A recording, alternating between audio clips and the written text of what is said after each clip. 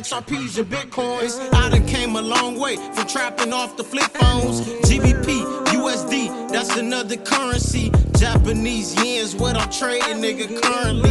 NASDAQ, German 30, thought I was in Germany. Buy low, sell it high, I don't know. Ask me why, switching lanes like I'm driving. New coupe, I just got it. Niggas asking what's the mileage, Master P. Body. What's up, YouTube? My name Cody, Forex trader. That's E-Money. Yes, sir. And basically, we just gonna have a cool little conversation today about trading. Yeah, we're gonna talk about Trading on our podcast, our journey. I started Forex about 3 years ago. Me and my cousin, John. Shout out to John. Sir Renee. Shout out to John. Give it up to Cuz, man. He the MVP, man. We all grinding and man, it's a long journey, E. You know what I'm saying? Yeah, facts, big facts. So, man, we just started trading our own capital when we started. And man, it's a long, long way. What you think? Facts. Yeah. Facts. Trading been cool though. It's a learning curve. You got hard nights, blood, sweat, and tears. You got people who gonna doubt you, people who ain't gonna care what you're doing. You know what I'm saying? But you gotta keep going. Keep going. You know what I'm saying? I got a question. Yo.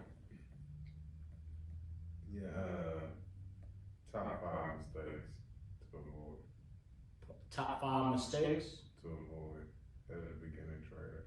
as a beginner Like trader. if you started all over Yeah. and you had to teach yourself, you know what I'm saying? What would be the top 5? I don't know if I could do the whole top 5, but I'll come up with some. Yeah, I'll try to come up with some stuff such as I could probably come up with a few of them, such as try not to over trade, such as just trading all day, in and out the markets. Try not to over risk your, you know what I'm saying? Don't over risk. Do some good risk management. I can respect that. Learn proper lot sizes and market structure and stuff like that. Trade with the trend. If I was a newbie, I would definitely want to trade with the trend, even if the trend go against you. That's all I can say. What you think? Mistakes to avoid. Yeah. Don't be lazy about it. You know what I'm saying? And I ain't saying as far as studying the charts and things like that, but don't run from the necessary things you need to do to advance at a faster pace, like journaling. If I could, that would be one of the things I would tell myself, man. Journal everything, off top. Write a few things down. If you lose, see why you lost. Yeah, write everything down. If you win, see why you won your trade. Yeah. I agree. Yeah, I used to journal too, man. Journaling was pretty cool. It was like, man, get you a little notebook or something. See why you got into the trade. Why did you, you know what I'm saying? Why did you exit? Did you lose? Did you win? Stuff like that. But the journey been cool. It paid off for real. Like, I feel like I've always been a pretty good trader, but other than that, things been cool for real. So it's progress at all times. Ain't no perfect traders out here. Try not to let any gurus out there scam you or anything like that. it's a lot of people out there, they want your money, but is they really gonna teach you how to trade? You know what I'm saying? Yeah, for sure. Sure. Most of them, man, a lot of them cheap, man. If you do some research, you, you know what I mean?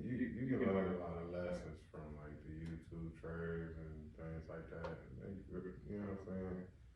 But at the end of the day, would I tell somebody to go to YouTube?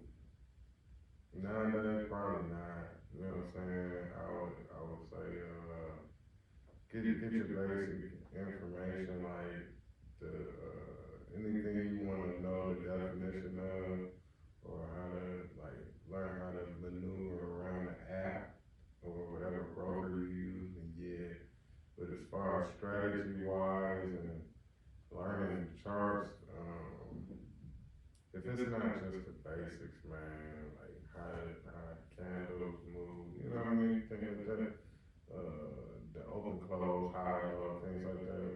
After that, and you get to studying as far as your strategy wise, man, just start real light, throw some money in the market, and just take a trade and see what happens a day later. Yeah. I You know what also I'm saying? think demo trading is pretty cool to learn and practice as well.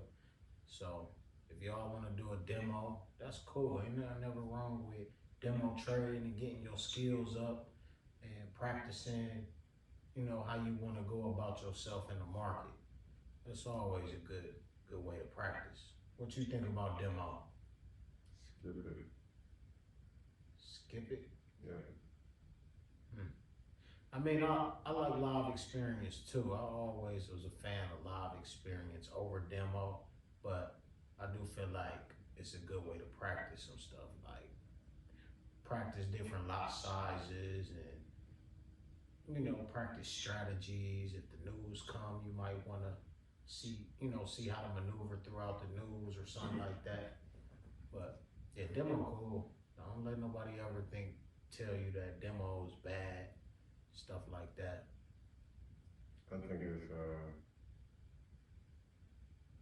it helps develop bad habits. Okay. Why?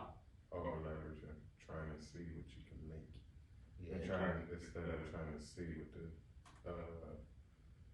actual chart is actually doing and whether or not it's a good move or not. You know what I mean? Yeah, I mean, I could agree because, like, demo people don't take it serious. So it's like, um, you be to went to sleep in your trades, stuff like that. You will forget about your Yeah, trade. you will forget about your trades. And look up 3, 4 days later, come back like, oh shit, you see what I did? Ooh, Yeah. yeah. That's a fact. That's a fact. My advice. I mean, you got. I don't think it's really no wrong answer depending on the person, but you say yeah, it's cool. I say run, run from it, get away from it, leave it alone. I wish I didn't.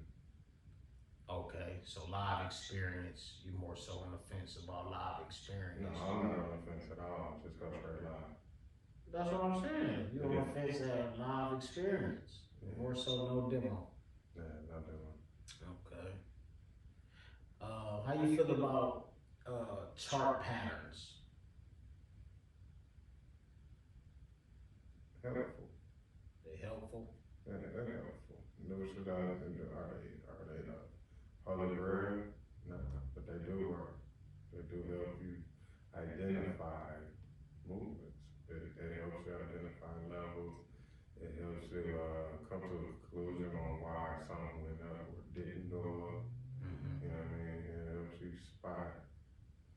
The patterns basically help you spot more of a dynamic support and resistance instead of just a straight flat level. You know what I mean? Like when you Yeah. get 3 hits off a trend line, that's a dynamic support. So you know what I mean? It's just patterns is a help another way to find dynamic support at an angle instead of just straight across. I wouldn't because Dynamic support. What you mean by dynamic support? dynamic support means support that's not exactly at the same level every time. Okay. You know what I mean? It'd be like if you had a high, then it make a lower low, and then it make a lower high, then it make a lower low, and it come back and make a lower high again.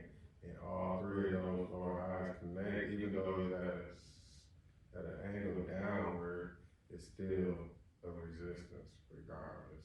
It's just dynamic instead of Okay. straight. Do you got a favorite chart pattern at all? Uh, I mean, I got, yeah, I do. Which one? I do. It's I kind like of, the head and shoulders. That's one of my. yeah, it's basically a head and shoulders. You know what I mean? Because it look different all the time. Like, you look for a higher high, higher low, higher high, higher low, higher high, lower low, lower high, bam, you get in, and then make a lower low. And you take that bitch all the way back down where it came from. Okay. Simple as that. You know what I mean? That's basically, I mean, you can call it a head, shoulders, you can call it a reversal, you can call it whatever. More than likely, you know what I mean? That's the setup that motherfuckers is looking for. Well, no matter how they take their play or what they call it, at the end of the day, when the setup is done, it's pretty much a form of a head and shoulders, and people just finding different ways to enter into that pattern, which is basically a reversal.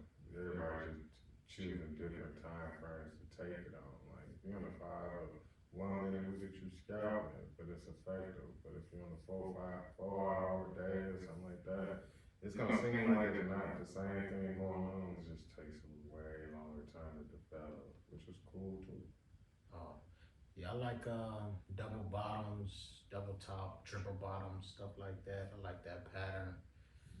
Um, yeah, those some cool patterns. I'm not a real big pattern person for real, so when I trade, if I see the pattern, I look at it. But them wedges and stuff, I never really pay attention to it too much because I didn't really learn those patterns yet. But I know all the patterns is pretty cool just to, you know what I'm saying, to use if you see it. You know what I'm saying? Yeah, it's pretty much 3 triangles. You got the ascending, you got the regular triangle, and you got the descending triangle. Okay. You know what I mean? You line them up. If they fit in a triangle, you just wait for it to bust out. That helps you to avoid trying to get in a play early because you see it setting up. You know what I'm saying? Yeah. Like when you be catching your Mickey Mouse ears, what I call it, when you get your double tops. You know what I mean? Like some people say, oh, double tops don't really work, but you know what I mean? You might just be calling it something different. It might be just resistance to you. Sometimes patterns don't even play out either. Like it'd be Right. crazy. Sometimes they play out, sometimes they don't. It's all probabilities. It's all probabilities. Every strategy has losers. Every winning strategy has losers, and every losing strategy has winners. Okay. So, Yeah. Yeah. So when did you start trading? man, what 2020, early 2020, late 2019? Nah, 2019. I was trading 2019. And when? Who showed you that? Nobody. Oh, okay. You looked it up on YouTube. Yeah, I just Cause some people be like, "Yo, I looked up how to make some money, and this came up." So what about you? I really like low key. Like I don't know if this comes up to be honest. When I was in the joint, I had a dude next to me. You know what I mean? And he used to borrow my phone a lot. You know what I'm saying? I let him use my phone. He'd borrow for a couple hours, get back. You know what I mean? Do whatever. I wasn't really nosy like that, so I didn't pay attention to what the fuck he was doing. Just let him handle his business. Plus, he was paying for it, so he paid for his time. You know what I mean? A couple of years later, when I already got out, he was still next to me. I gave him the jack. I'm all around, like, you can keep that bitch. I'm gone. I'm go home. You know what I'm saying? And he showed me. He was like, hey, you want to see what I was doing on the phone all the time? I'm like, nah, I'm cool. He was like, nah, check this out. You finna go home. And he showed me some shit with some stocks. You know what I'm saying? And that nigga showed me his portfolio, and he made quite a few millions while just sitting next to me. And that's So to recap, you was in jail or locked up, and a dude was borrowing your phone, and you ain't know what he was doing for real, and you like, yo, well, he was about to go home or something, and you nah, like, I was going home. oh, you was So going I'm home. going home. On my way out. I'm like, hey, you can keep the damn on. Cool. I'm going home. You know what I'm saying? I don't need everyone on the street. You know what I mean? But I did take too long with me though. But I gave him that demo that he was already using all the time. So he showed me what he was doing. And I seen his portfolio, you know what I mean? I seen, you know what I mean? Like, it was like 3 something million in profits just in the time that he was sitting So next to this me. dude was making 3 million in jail Yeah, on the bro. phone, And bro, and you this, really had no idea, really. bro, this from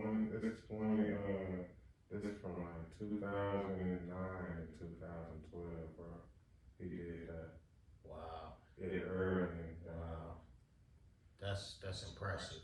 He must have had some real good knowledge on the stock market or something like that. Yeah, that boy, he wasn't average. He wasn't in there like on no hood shit. He had some like white collar crime type shit. He stole a lot of money from a lot of people. You know, Okay. I don't know, he must have been some Ponzi scheme, something he got caught up with So some that's money how laundering type that's shit. basically how you were introduced to trading. Yeah, he planted that seed, you know what I'm saying? Okay. And then 2019, uh, it just clicked, man. Then something just clicked in my head, like, hey, man, remember what the dude did? Woo, woo, woo. Oh, no, I was having a conversation with somebody else, and they brought it up. And I was like, yeah, I remember this dude, woo, woo, woo. And then that's when I was like, yeah, wait a minute. After I got done talking to him, I dug, and I've been stuck since. Wow. That's impressive. Man, when I got introduced to trading, I believe my little sister, she showed me one time. It was a few different introductions. My little sister showed me. It was another dude that I seen online, and he used to be trading. He had like a Maserati. He had a Maserati car and a few other cars, and he like, yo. I asked him like, yo, can you help me get a Tesla? He said, Tesla, that's easy. I'm thinking like, yo, I ain't never heard about nobody talking about a Tesla. That's easy. What is he doing? He told me, yeah, he told me he be trading Forex. And the last introduction was more so one of my close friends from Cleveland, just a friend, not really too close or nothing, but he just called me one day like, yo, you want to trade Forex? And I'm like, nah, I'm cool, man. That stuff be taking too much of my money. I already been practicing and trading live and losing money, stuff like that. So I told him no. And it was like an IML thing. He was in IML. So he like, well, I'm gonna have one of my dudes call you tomorrow when you get off and we're gonna talk about it. And I'm like, all right. So he done called me the next day and one of his dudes called and talked to me and talked me into getting to IML. So I signed up, paid for it. You know what I'm saying? I'm like, all right, I'll do it. But I really didn't want to because I had a business at that time and I kept losing all my money and I could have been putting that toward my business. You know what I'm saying? Yeah. So I ended up eventually said, yeah, I'm gonna go ahead and, get started with Forex. But IML was pretty a good experience because it teaches you the basics of trading. What is a pip? What is, you know what I'm saying? The a trend line and the beginning stages of learning how to trade. You know what I'm saying? So that was cool. I took some notes and stuff like that. I wasn't in there that long though. I was in there for about a month and a half. And then me and my cousin John, we just started trading on our own. He called me like, man, don't nobody need to be paying for all that, man. We could just go ahead and trade on our own and learn on our own from YouTube. So that's how we got started. You know what I'm saying? And we learned ever since from there, man. We taught ourselves and we done got good at it. And I feel like a lot of traders out there, you can teach yourself, but you gotta put the hard work, the hours, the dedication, the free, sacrifice free time and the games, video games, and all of that. You gotta sacrifice it all to get where you want to be as a good professional trader. You know what I'm saying? Yeah, you're gonna do a lot. You're gonna sacrifice sleep. Yeah, you gotta sacrifice your sleep, Money, sanity, a little bit of sanity. Yeah. Sometimes relationships can be, hard because you're so dedicated and focused, and sometimes they might not understand, but it's cool though. Like you gotta just, started out with somebody, didn't yeah, yeah, Straight up. We all started out with somebody that didn't, kind of understand, exactly. understand your vision. You know what I'm saying? But that's cool. Yeah. Not everybody will understand where you're trying to go because they might not see what you see. How hard you working, and they think you just looking at your phone or something, but you really working. You know what I'm saying? Hey, you know what? But you working your brain. Yeah, I would, that made me think of another thing that I would tell myself or anybody else, man. Hey, look, when you get in it, if you just starting trading, it's something you're gonna want to just show people. Like, look, Yeah, you're gonna want to show people. don't do that, man. If they not already trading, if you just gonna coincidentally bump into people that's already trading, don't bother trying to show it to nobody else. Yeah. Until you get all the way there. Until you got it, you official, and you doing withdrawals. Yeah. Before then, ain't nobody trying to hear none of that. Yeah, I feel you though. That's official. So basically, like, to all the traders out there, man, all I ever say is just keep pushing, keep grinding. Man, do what you gotta do. Do what you gotta do. If you gotta go work for a couple days, a couple weeks, a couple months, a couple years, just go ahead and do that. Embrace it. Embrace it. Yeah. So Learn. It's a journey, man. It's a journey. It ain't a trip to McDonald's. nah. But yeah, I'll just say this is a cool podcast. We're about to get started. Y'all gonna see some more episodes. This is not no. This is y'all gonna see it, but we just didn't. You say I ain't even putting no clothes on. Forex Billionaires.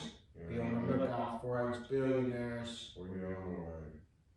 And there's gonna be more people. Cause the German man, I can't wait to try to get here. All right. See y'all.